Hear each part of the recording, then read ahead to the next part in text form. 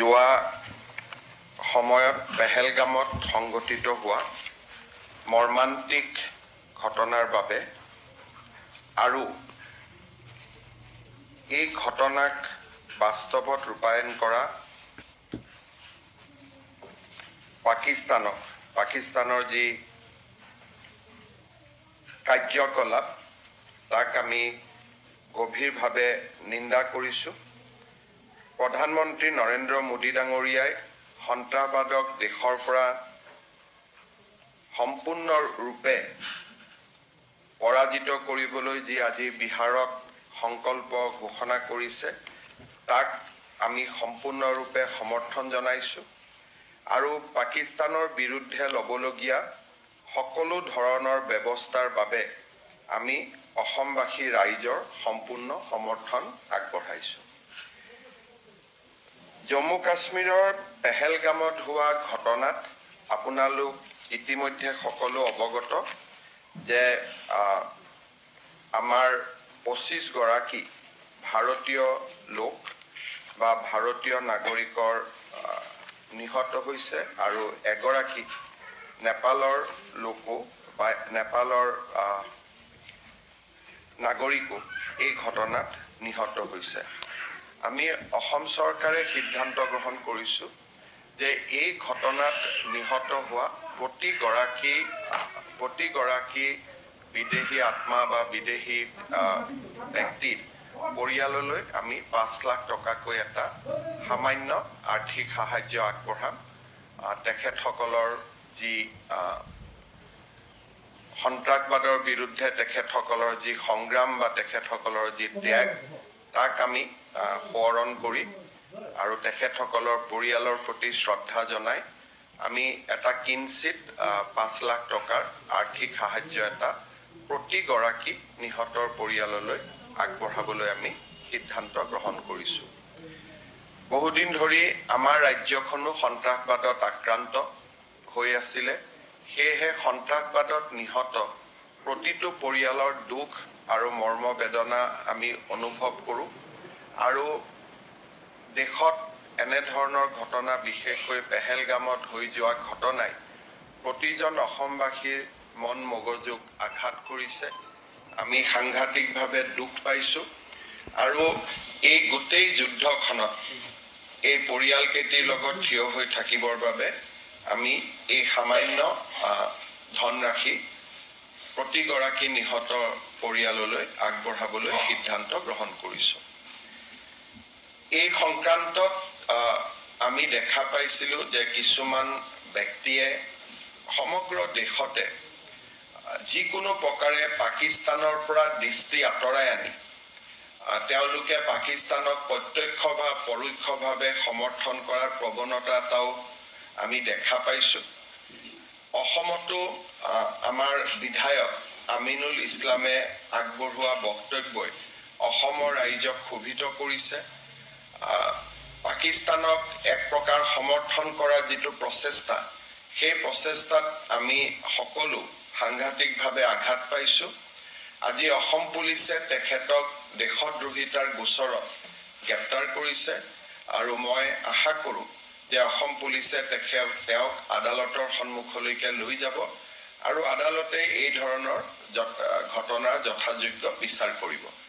মই এষাৰ কথা সকলোকে বিশেষকৈ যি বিভেদকামী শক্তি ভাৰত বিৰোধী শক্তি আমাৰ দেশত সক্ৰিয় হৈ আছে তেখেতসকলক মই সতৰ্ক কৰি দিব খোজোঁ যে প্ৰত্যক্ষ বা পৰোক্ষভাৱে পাকিস্তানক সমৰ্থন কৰিবলৈ লোৱা যিকোনো প্ৰচেষ্টা অসমৰ মাটিৰ পৰা আমি হ'ব নিদিওঁ আৰু এনেকুৱা ধৰণৰ প্ৰচেষ্টা সংগঠিত হ'লেই ছ'চিয়েল মিডিয়াৰ পোষ্ট হওক ফেচবুকৰ পোষ্ট হওক বা আন ধৰণে প্ৰত্যক্ষ বা পৰোক্ষভাৱে পাকিস্তানক সমৰ্থন কৰিবলৈ চেষ্টা কৰিলে অসম পুলিচক পোনচাতেই ব্যৱস্থা ল'বলৈ মই নিৰ্দেশ দিছোঁ আৰু অসম পুলিচে এই ক্ষেত্ৰত সক্ৰিয়তাৰে ব্যৱস্থা গ্ৰহণ কৰিব। পাকিস্তানৰ ঘটনাটোৰ পৰা অকণমান মই আঁতৰলৈ যাব খুজিছোঁ। যোৱা কেইদিনমান আগতে মই প্ৰধানমন্ত্ৰী নৰেন্দ্ৰ মোদী ডাঙৰীয়াক নতুন দিল্লীত সাক্ষাৎ কৰিছিলোঁ আৰু এই সাক্ষাতৰ যিটো মূল লক্ষ্য সেই মূল লক্ষ্যটো আছিল যে আমি ভূপেন হাজৰিকা ডাঙৰীয়াৰ ভাৰতৰত্ন ভূপেন হাজৰিকা ডাঙৰীয়াৰ জন্ম শতবাৰ্ষিকী যাতে সুন্দৰভাৱে বছৰজোৰা কাৰ্যসূচীৰে আমি অনুষ্ঠিত কৰিব পাৰোঁ প্ৰধানমন্ত্ৰী ডাঙৰীয়াই অসম চৰকাৰৰ এই প্ৰচেষ্টাক শলাগিছে আৰু তেখেতেও কেইটামান পৰামৰ্শ দিছে যে কেনেকৈ এই গোটেই বছৰটোক আমি ভূপেন হাজৰিকাৰ কীৰ্তি ভূপেন হাজৰিকাৰ অৱদান ইয়াক ৰাষ্ট্ৰ মঞ্চলৈ লৈ যাব পাৰোঁ আৰু তেখেতে নিজে 8 ছেপ্টেম্বৰত এই আৰম্ভণি অনুষ্ঠানত মুখ্য অতিথি হিচাপে যোগদান কৰাৰ বাবে তেখেতে আমাক প্ৰতিশ্ৰুতি দিছে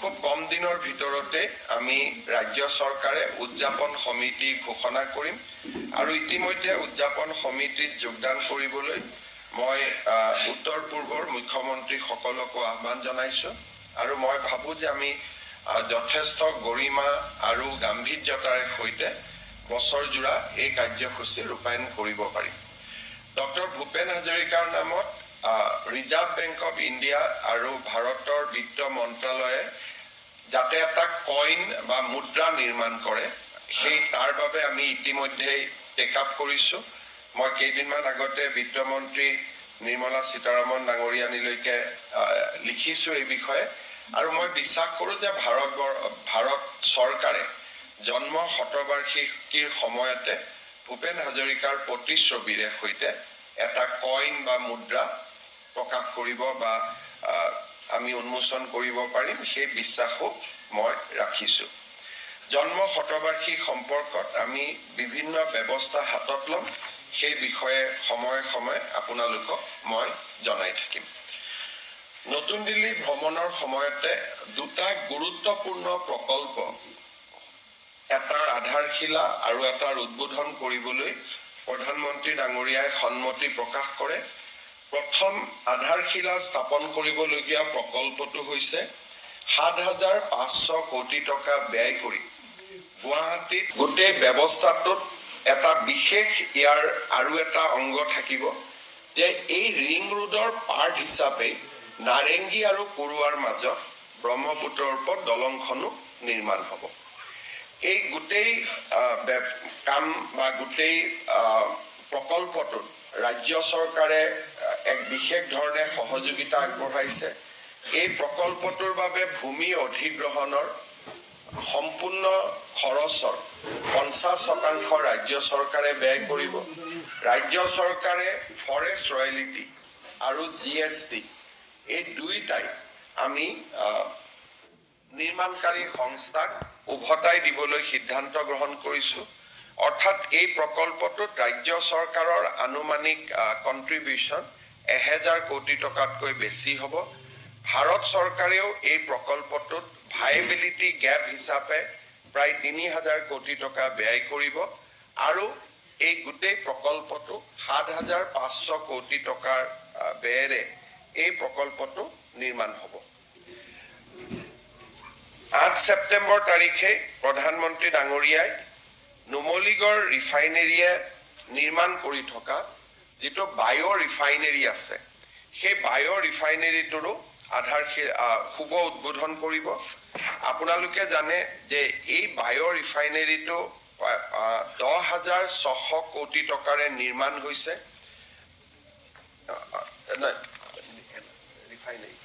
মই ফাৰ্টিলাইজাৰ কৈছোঁ এই বায়ো ৰিফাইনেৰীটো 2019 চনত প্ৰধানমন্ত্ৰী ডাঙৰীয়াই নিজ হাতেৰে আধাৰশিলা কৰিছিলে আৰু এই বায়ো ৰিফাইনেৰীটোৰ জৰিয়তে বাঁহৰ ব্যৱহাৰেৰে ইথানেলৰ উৎপাদন হ'ব আৰু ভাৰতৰ ভিতৰতে এইটো প্ৰথম বায়ো ৰিফাইনেৰী হ'ব এতিয়ালৈকে ভাৰতত ভৱিষ্যতত বায়ো ৰিফাইনেৰী হ'ব কিন্তু এতিয়ালৈকে বায়ো ৰিফাইনেৰী প্ৰস্তুত হৈ উঠা নাই এই বায়ো ৰিফাইনেৰীটো এটা আমাৰ অসমৰ কাৰণে এক যথেষ্ট ডাঙৰ এটা মাইলষ্টন হ'ব 4,200 কোটি টকা ব্যয়েৰে ইয়াৰ নিৰ্মাণ কাৰ্য সম্পূৰ্ণ হৈছে এই বায়ো ৰিফাইনেৰীটোৰো প্ৰধানমন্ত্ৰী ডাঙৰীয়াই শুভ উদ্বোধন কৰিব অৰ্থাৎ 8 ছেপ্টেম্বৰত নাৰেংগী কুৰুৱাৰ দলং, গুৱাহাটী ৰিং ৰোড, বায়' ৰিফাইনেৰীৰ শুভ উদ্বোধন আৰু ভূপেন হাজৰিকা জন্ম শতবাৰ্ষিকী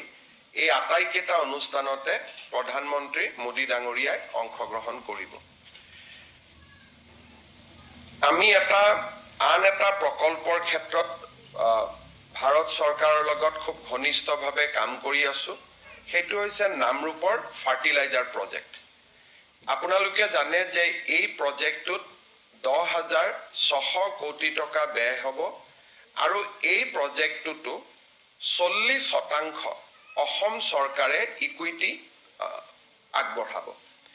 বাকি বৰ্তমানৰ যি BVCL Brahmaputra valley fertilizer corporation limited তেওঁলোকৰ অংশ 11% থাকিব। হিন্দুস্তান উৰ্বাৰক আৰু ৰসায়ন লিমিটেড তেওঁলোকৰ 13% থাকিব। নেশ্যনেল ফাৰ্টিলাইজাৰ লিমিটেডৰ 18% থাকিব আৰু অইল ইণ্ডিয়া লিমিটেডৰ 18% থাকিব। অৰ্থাৎ গোটেই কেইটা যদি অংশীদাৰী আমি যদি সন্মিলিত কৰোঁ তেতিয়াহ'লে আটাইতকৈ সৰ্ববৃহৎ অংশীদাৰিত্ব অসম চৰকাৰৰ হ'ব 40% আৰু দ্বিতীয় অংশীদাৰিত্ব হ'ব অইল ইণ্ডিয়া লিমিটেড আৰু NFL নেশ্যনেল ফাৰ্টিলাইজাৰ লিমিটেড 18 আৰু হিন্দুস্তান উৰ্বাৰক ৰসায়ন লিমিটেড ভাৰত চৰকাৰৰ এটা সংস্থা PSU তেওঁলোকৰ 13% আৰু বৰ্তমান BVCLৰ 11% অংশীদাৰিত্ব থাকিব। আমি নতুন কোম্পানীটো কেনেকৈ হ'ব পাৰে তাৰ বিষয়ে ভাৰত চৰকাৰৰ লগত সঘনাই কথা পাতি আছো। অসম চৰকাৰৰ লগত আলোচনা কৰি নতুন যিটো প্ৰকল্প হ'ব ভাৰত চৰকাৰে সেই কোম্পানীটোৰ নাম Assam fertilizer and chemical company limited নামে নামাকৰণ কৰিবলৈ সিদ্ধান্ত লৈছে। তাৰমানে যিটো নতুন কোম্পানী হ'ব এই নতুন কোম্পানীটোৰ নাম হ'ব Assam fertilizer and chemical company limited. এতিয়া মানুহৰ মনত প্ৰশ্ন হ'ব যে আগৰ BVCLটো কি হ'ব? BVCLও সমান্তৰালভাৱে চলি থাকিব। অৰ্থাৎ পুৰণা যিটো ব্ৰহ্মপুত্ৰ ভেলী সাৰ কাৰখানা বৰ্তমান চলি আছে ভাৰত চৰকাৰে সেইটোকো বন্ধ নকৰাৰ সিদ্ধান্ত লৈছে। অৰ্থাৎ নামৰূপত এতিয়া এটাৰ পৰিৱৰ্তে দুটা সাৰ কাৰখানা হ'ব।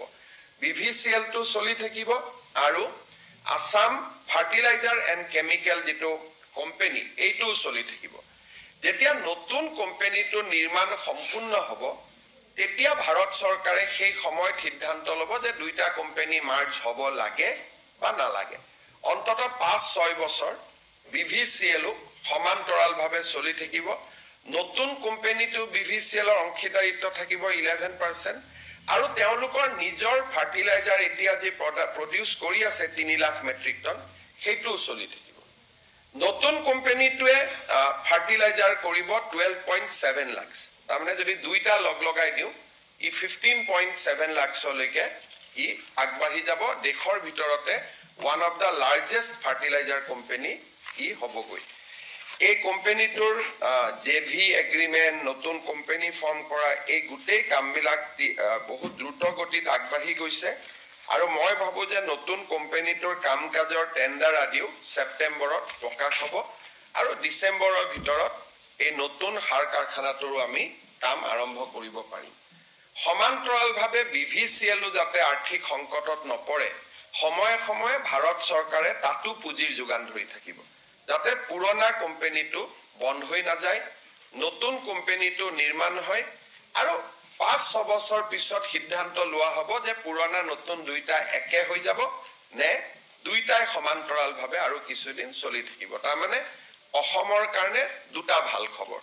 BVCLও চলি থাকিব, আসাম ফাৰ্টিলাইজাৰ এণ্ড কেমিকেল যিটো নতুন কোম্পানী সেইটোও চলি থাকিব। বৰ্তমান পৰৱৰ্তী সময়ত তাৰ সিদ্ধান্ত হ'ব নতুন কোম্পানীটোত BVCLৰ 11% অংশীদাৰিত্ব থাকিব, অসম চৰকাৰৰ 40% অংশীদাৰিত্ব থাকিব।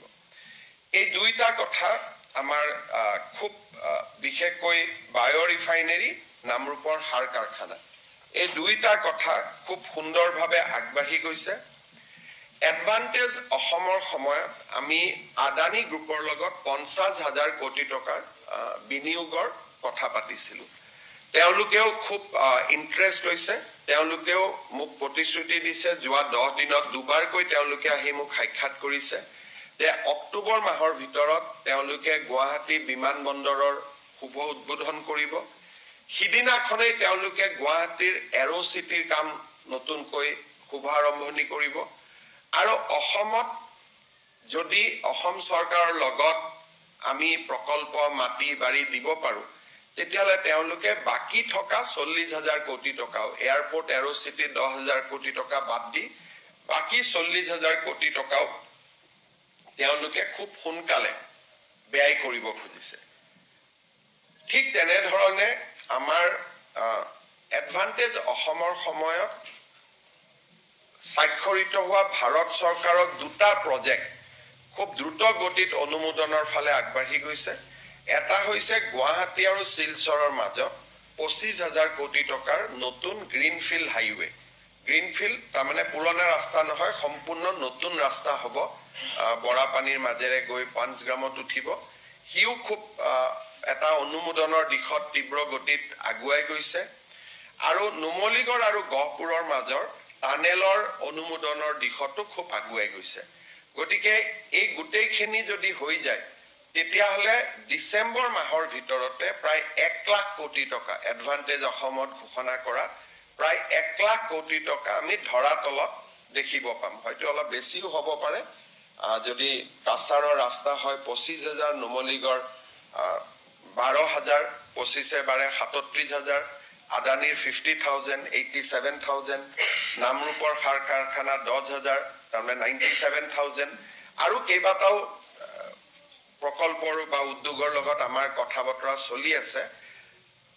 প্ৰায় ডিসেম্বৰ মাহৰ আগতে 1 লাখ কোটি টকাৰ প্ৰকল্পৰ কাম আৰম্ভ হৈ যাব বুলি আমি আশা কৰিছো মানে উল্লেখ কৰাৰ কাৰণ এইটোৱে যে ভাৰতত যিমান ইন্ডাষ্ট্ৰিয়েল সামিট হৈছে ইমান স্পিডত লগে লগে গতি লাভ কৰা আমি অসমে এটা উদাহৰণ হ'ব গৈ আছে আৰু প্ৰধানমন্ত্ৰী ডাঙৰীয়া আৰু গৃহমন্ত্ৰী ডাঙৰীয়াই নিজে যথেষ্ট দিল্লীৰ প্ৰায় তেওঁলোকে কাম কৰি আছে তেওঁলোকে সকলোকে ইনস্পায়াৰ কৰি আছে যাতে অসমৰ ঘোষণাখিনি বাস্তৱত ৰূপায়িত হ'ব পাৰে এইখিনি কথাকে শেয়াৰ কৰিবৰ কাৰণে আপোনালোকক মাতিছিলো কিবা যদি গোটেই কেটা বিষয়ৰ ওপৰত আপোনালোকে সুধিব খোজে সুধিব পাৰে Sir, if you can repeat in English in gist.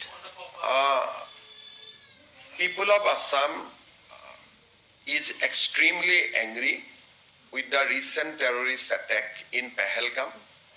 Although no one from Assam has died in the terrorist attack, but still people of Assam is extremely angry. We are with Prime Minister Narendra Modi. Whatever decision he will take to root out, to completely wipe out terrorism and militancy from the soil of India, we will completely support him, we will stand behind him. Assam is one of the states who has been the worst sufferer of terrorism and militancy.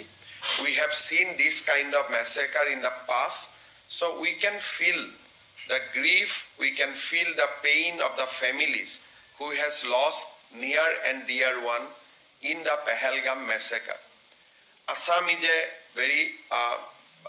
is not a very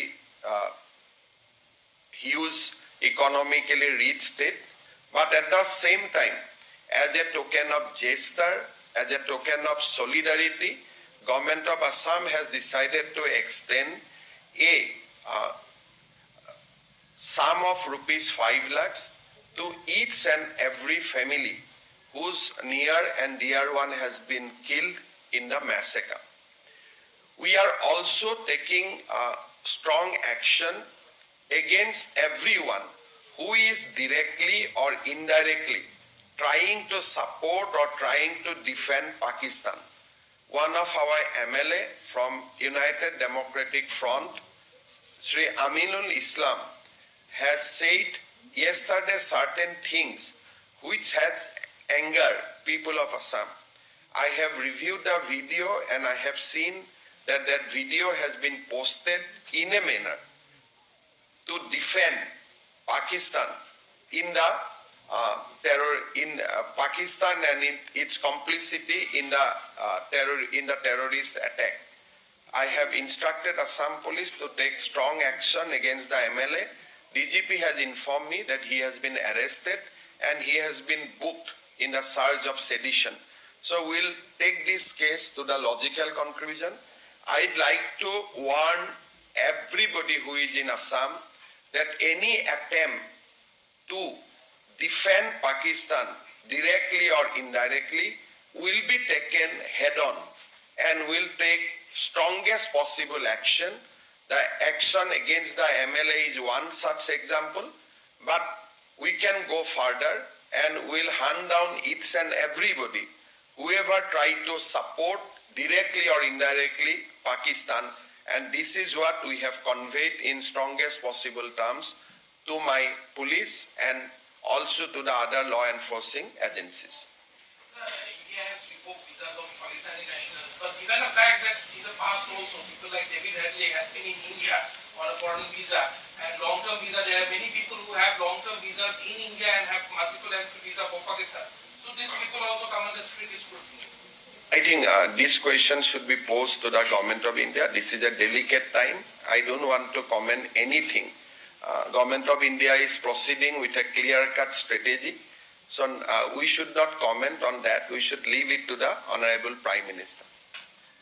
Sir, in the view of the Pahalgam attack, is Assam government considering review of the security arrangements along the tourist attractive places in Assam? We are also concerned about Bangladesh and recent hobnobbing between the Bangladesh and Pakistan.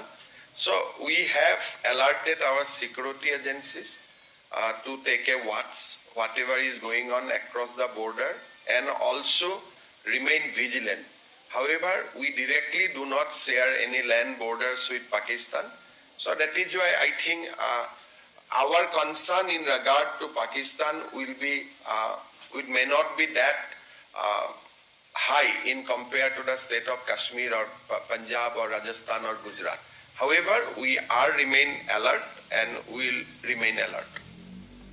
সাংসদ গৌৰৱ গগৈ পাকিস্তানত 15 দিন আছিল বুলি আপুনি কৈছিল কেনেকৈ কৈছিল কিবা I have not named anyone, but an important functionary of Congress Parliamentary Party who happens to be MP from Assam has stayed 15 days in Islamabad without informing government of Assam or government of India. He has crossed over to Pakistan through the Atari border in order to avoid normally when people go to airport there are a lot of attention. So in order to